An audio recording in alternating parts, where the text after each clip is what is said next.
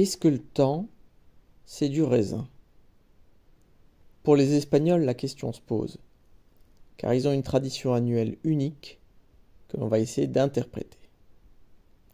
À chaque réveillon, les Espagnols se réunissent sur les places de leur ville, et quand sonnent les 12 coups de minuit aux cloches des églises, ils mangent un raisin par coup de cloche.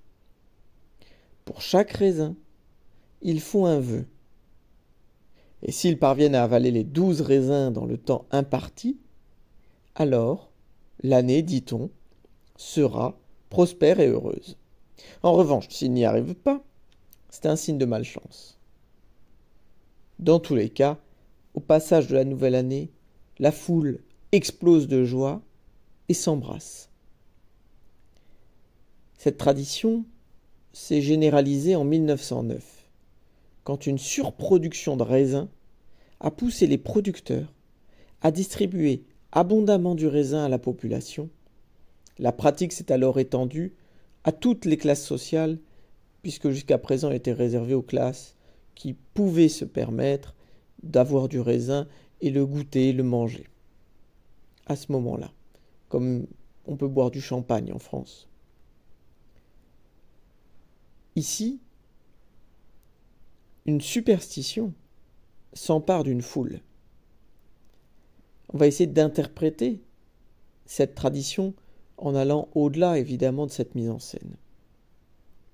Qu'est-ce que ça représente donc pour ces Espagnols, cette simple tradition si peu connue en France?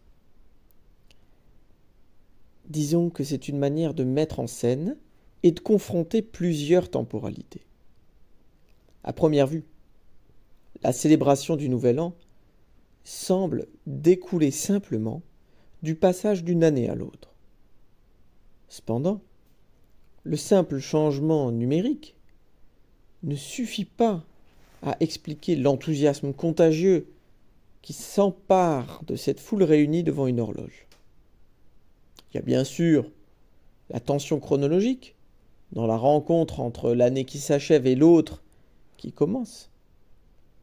Cependant, cette tradition va au-delà de la simple mesure du temps et de ses étapes successives. Elle nous plonge dans la mémoire collective d'un peuple. Cette coutume fait émerger le temps vécu, un temps affectif. Et tout le rituel ramène le souvenir d'un trauma, d'un traumatisme collectif qui trouve sa source entre l'excès permis lors de cette année abondante en raisins et le fait que cet excès ait pris fin. Ce traumatisme devient à la fois la source d'une grande joie et la perte, le souvenir de la perte de cette jouissance.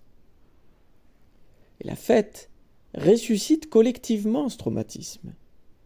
Mais elle offre également à chaque participant l'opportunité de revivre ses propres moments de bonheur et de prospérité passés. Chacun peut les revisiter, les célébrer et exprimer le désir de les voir revenir. Le souvenir de l'année abondante en raisins n'est qu'un souvenir écran qui permet à chacun de chercher plus loin. Bien que cette célébration s'inscrive dans le temps civil de la société moderne, son intérêt réside dans sa capacité à faire revenir tous les temps anciens qui ont marqué les esprits, que ce soit au cours de l'année écoulée ou auparavant. La fête réveille, à travers le temps chronologique, une mémoire collective évoquant une époque généreuse que l'on souhaite voir renaître. C'est comme un appel au destin pour qu'il soit favorable.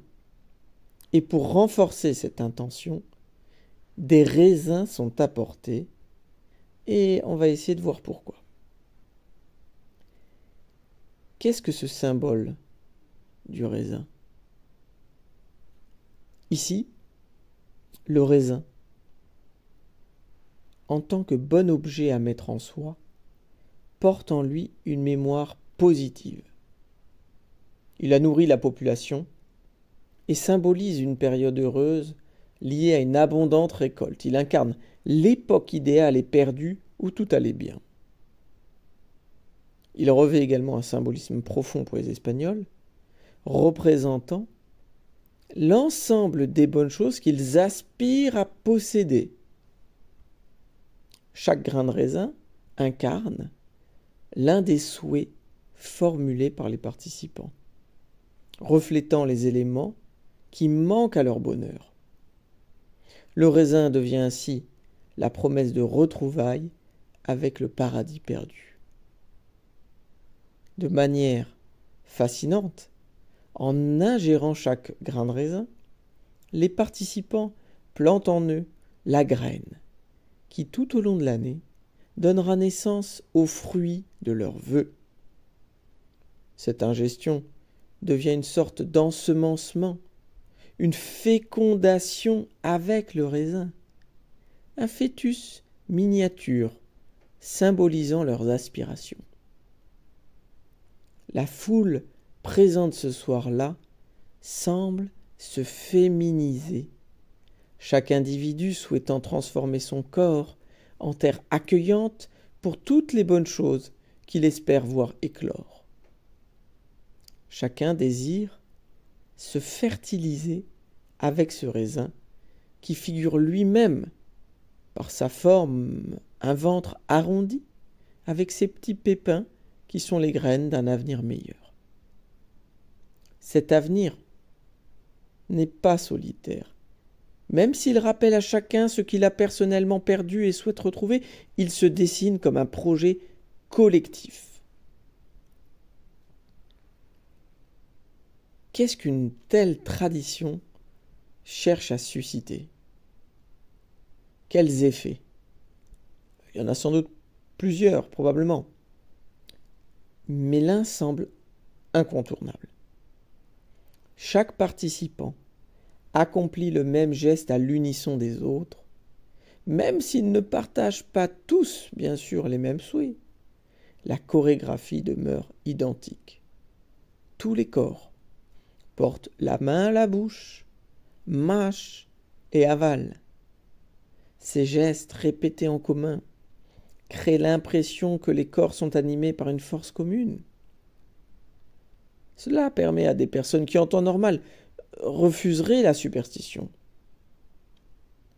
Ça leur permet d'assumer une rationalité différente, plus archaïque, de sacrifier un peu de cette rationalité pour être ensemble et mettre en partage leur même insatisfaction face à la vie.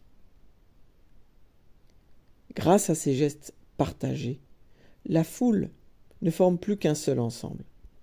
Chaque individu, comme le grain de raisin appartenant à la même grappe, ressent un sentiment de partage et d'égalité. Il se sent égal car pour quelques secondes, il appartient à un ensemble de personnes qui acceptent tous d'avoir une vie incomplète, d'être entouré de personnes qui espèrent tous une vie meilleure. Eh bien, c'est appartenir à un peuple inassouvi. Ça lui dit que l'on est tous égaux, car tous insatisfaits.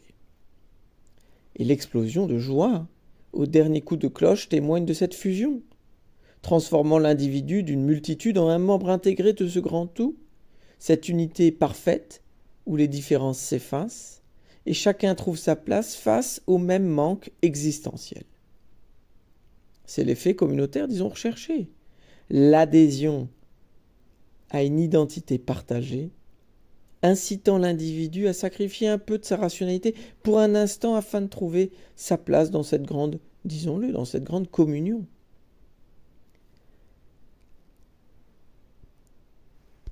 Nous voyons ici que le temps, disons concept abstrait, peut prendre forme dans notre réalité pratique. Et c'est rare. Et ça suggère que des notions en apparence intangibles se manifestent de manière tangible et que leur interprétation est autant un art qu'une science. L'idée même du symbole, disons que ici on le voit avec cette idée du raisin qui en lui-même ne revêt aucune signification intrinsèque. Sa valeur émerge lorsqu'il est placé entre deux éléments. en l'occurrence le son du clocher, et l'individu qui le consomme. On voit que toute l'interprétation réside dans l'interprétation du contexte, des enchevêtrements de signifiants. Ainsi, nous commençons cette année avec une simple interprétation toute bête, toute évidente, toute ordinaire, mais si nécessaire pour vivre, car elle donne une certaine dimension à la vie, une certaine richesse, un approfondissement aussi, et elle me permet aussi de vous souhaiter à toutes et à tous une excellente année, très profonde, très riche, très fructueuse pour vous.